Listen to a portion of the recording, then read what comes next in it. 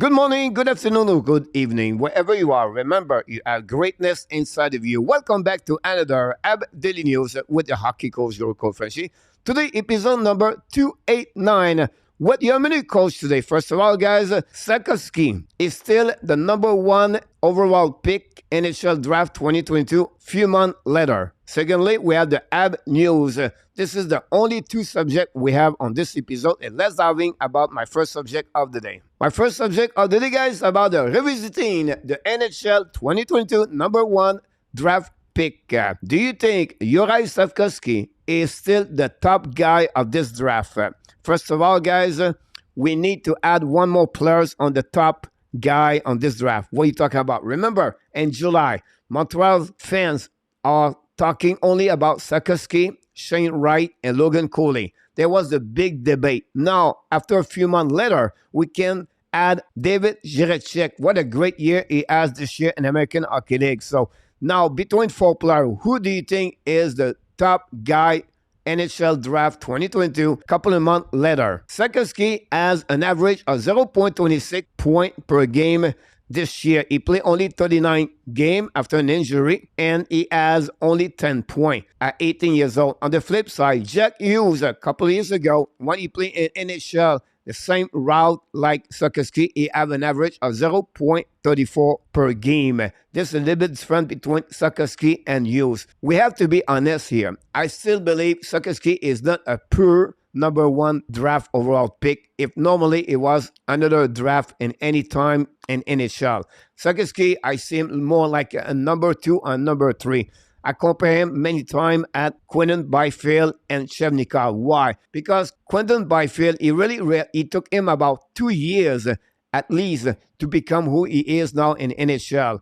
He had a difficult time. He had to go many times in American Hockey League. He was called up, called down, and now he got finally his job full-time with the Los Angeles Kings. On the flip side, Chevnikov is a better overall player compared to Slafkovsky. Can Slafkovsky become that kind of player? This, not sure. But if I have to compare him right now, I feel he's a number two and number three overall pick. At the end of the day, guys, one reason I believe the Montreal Canadiens select Slafkovsky, guy, is about his raw toolkit. Big Gen 6'4", really successful during his year at 17 years old to 18 years old internationally. Play at the World Championship, at the World Junior Championship. He played at the Olympics for Slovakia, and every time he was playing, he was getting a lot of attention for the scout because he was playing great. Put this all together with the big size he has compared to Wright and Cooley, I think that's one reason why Montreal was a little bit more excited to select Slafkovsky.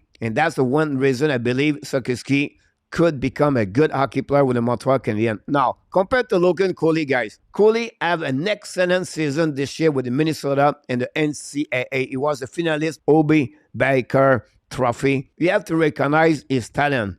Not only have a talent, he have a lot of great skill. He's an amazing, great skater. His edge work is excellent. He have a great vision, really shifty with the hands. Of course, another player, don't afraid to go in front of the traffic. Whatever his size is not the biggest player on the ice. We call him really an electric player because he's a driver when he play on the ice. And that's the reason why Cooley, he paid more attention last year with Shane Wright and Slafkovsky. The only problem we can see in the future is maybe his frame. Very small, not compared to Slafkovsky. He gave about like 6 inches. I think that could become a concern at some point whatsoever because of his season this year in NCAA and the way he played with the Minnesota golfer. We have to recognize his stock market rise, and he's getting closer and closer to Slafkovsky. This is what Logan Cooley did this year during his year at 19 years old. Now, Shane Wright, overall good season from the NHL to American Hockey League to the World Junior Championship Team Canada to the OHL.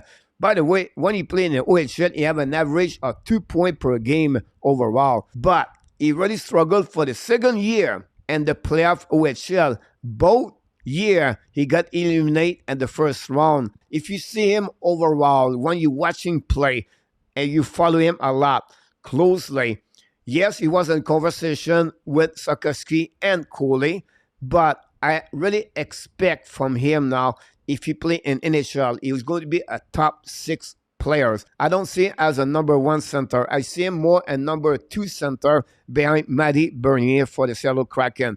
He could become a Vincent Trocheck better as a two-way player. He's a really smart hockey player, Shane Wright, and that would be my expectation in NHL during his career.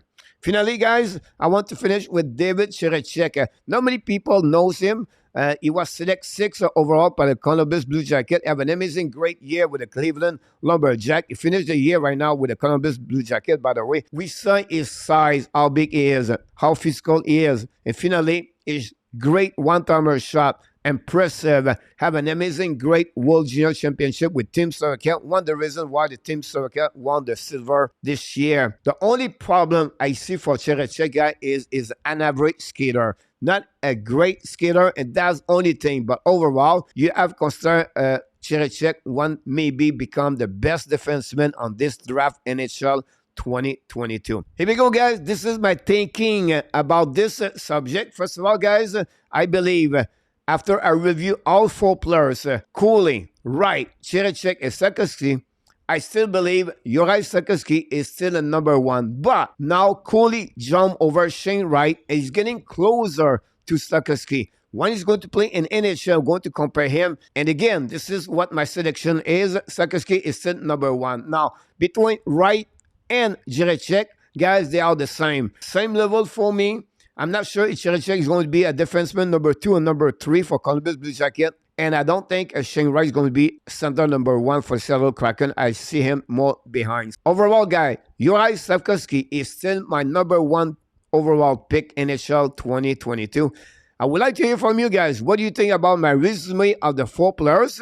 And do you still believe the Montreal Canadiens did the right pick by selecting Juraj Slafkovsky? This is concluded, guys, my first subject of the day. Let's move on for my second subject. My second subject of the day, guys, about the Habs news. Very quickly, the Montreal Canadiens lost by a score of 4-2 yesterday against the New York Islanders. The score don't show exactly what's happening. Islanders dominate the game. Montreal Canadiens have maybe 2 or 3 opportunities to score against Sorokin, but his man and bone make a big strand between the pipes, stop a couple of great opportunities from the Islanders, keep this game really closer what it should be. And the double more shot ratio 2 versus 1 from the Islanders versus the Montreal. You can see, unfortunately, Montreal could not compete Islanders last night. Now, it was the first game for Le Québécois Joël Teasdale, first game in NHL. What a great experience for him. The number 38 almost scored a goal at the first period. Hit the post, by the way. And then tonight, this is the last game for the Montreal Canadiens of the season 2022-2023. Montembeault returned between the pipe. The only problem, we don't know the roster for the Boston Bruins. Are they going to bring everybody on the ice or not for the last game? Or not? That's what we see what's happening tonight. Montreal need to lose tonight to stay in the 5th position for the NHL Draft 2023.